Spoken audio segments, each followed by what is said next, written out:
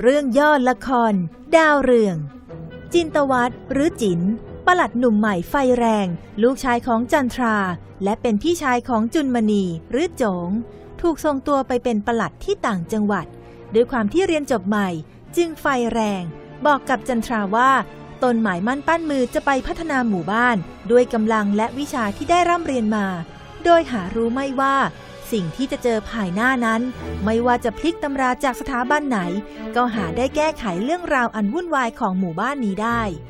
นายกำจรคนขับรถคนเก่งอาสาพาปลัดหนุ่มหน้าละอ่อนไปเยี่ยมชมหมู่บ้านจนทั่วไม่ว่าจะเป็นบ้านกำนันหรือบ้านผู้ใหญ่ผันที่วันๆนอกจากจะตีไก่แล้วยังต้องดูแลเมียณตอนนี้ที่มีอยู่ถึง9 คนเป็นอันว่าทุกร้อนของชาวบ้านไม่ต้องสนใจ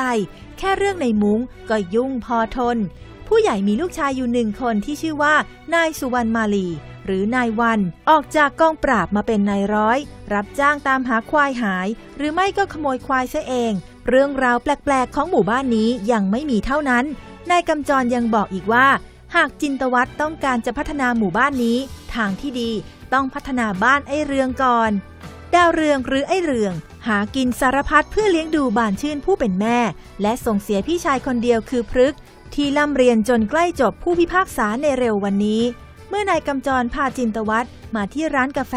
และได้พบหน้าตาของไอ้เรืองก็ถึงกับงงกิตติศัพท์ที่ว่ามันชอบต้มเหล้าเถื่อนจนถูกจ่าแม่นเก่งหมุดไล่ตามจับซะหลายครั้งจนไอ้เรืองเรียกว่าจ่าแม่นเก่งหมุดนั้นซึ่งมันก็หนีรอดไปได้ทุกที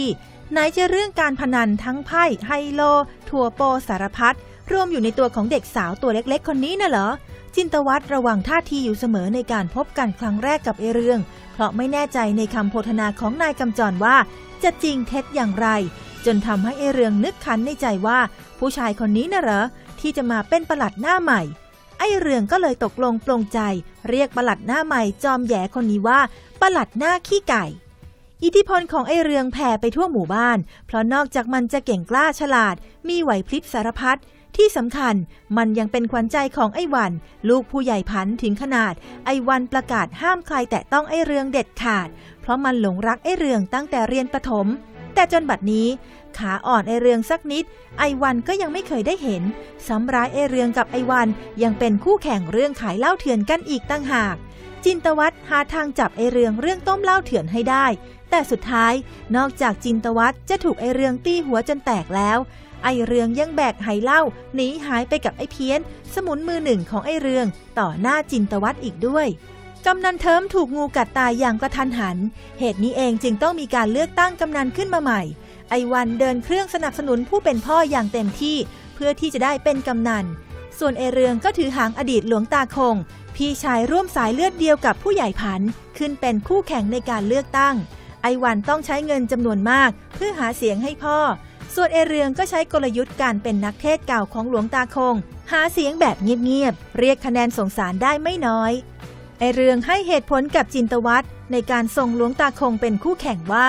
ถึงแม้จะแพ้คะแนนผู้ใหญ่ผันแต่ก็อยากให้มีคนมาทัดทานอำนาจของผู้ใหญ่ผันเอาไว้บ้างเพราะหากผู้ใหญ่ได้เป็นกำนันแล้วเอื้อประโยชน์ให้กับบรรดาญาติของเมียทั้ง2 คนมีหรือจะมีความสุขสบายตกถึงมือลูกบ้านไอเรืองจึงออกอุบายเรื่องส่งเจ้าเข้าผีให้ผู้ใหญ่พันสาบานว่าหากได้เป็นกำนันจะไม่โกงกินมิเช่นนั้นจะต้องมีอันเป็นไปใน3 วัน 7 วันจินตวัฒน์ทึ่งไม่น้อยในความคิดความอ่านของไอเรืองซึ่งสุดท้ายผู้ใหญ่ผันก็ได้เลื่อนขั้นเป็นกำนันผันดังความฝันของไอ้วัน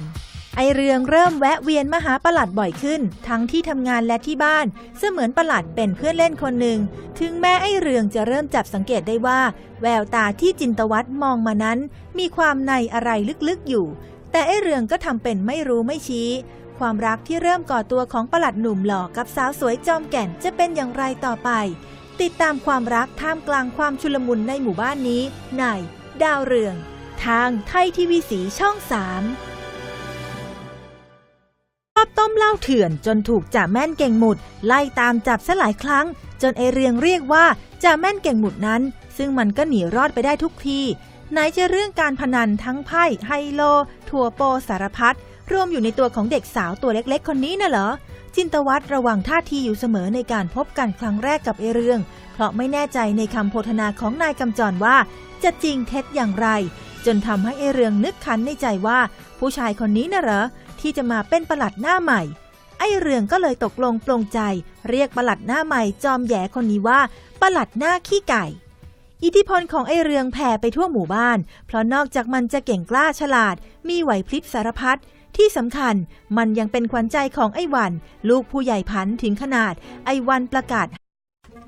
เรื่องย่อละครดาวเรือง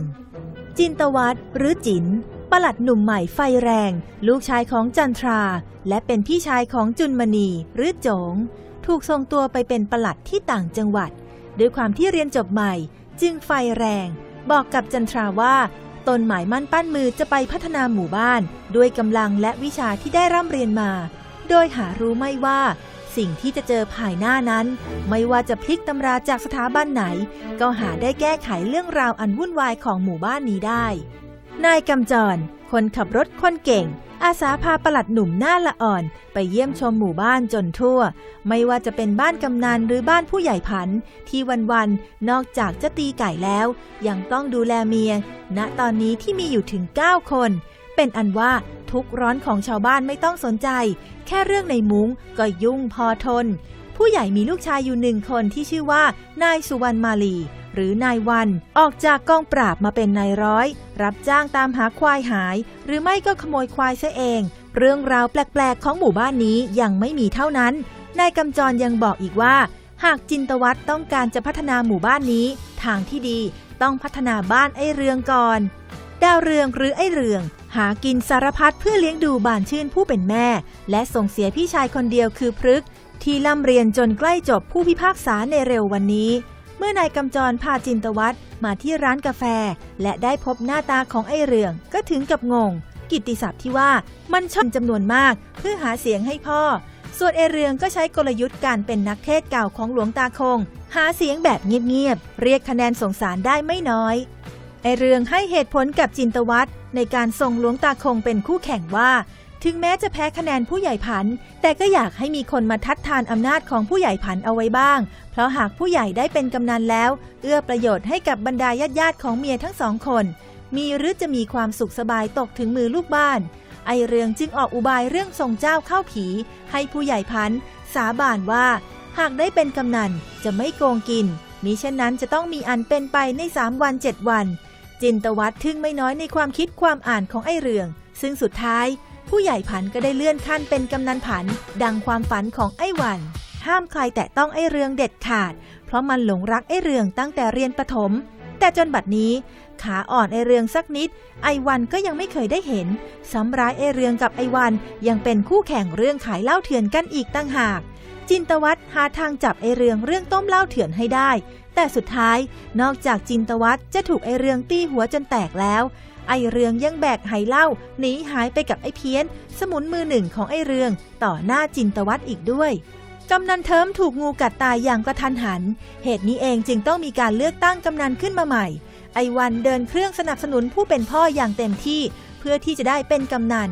ส่วนไอ้เรืองก็ถือหางอดีตหลวงตาคงพี่ชายร่วมสายเลือดเดียวกับผู้ใหญ่ผันขึ้นเป็นคู่แข่งในการเลือกตั้งไอ้วันต้องใช้เงิน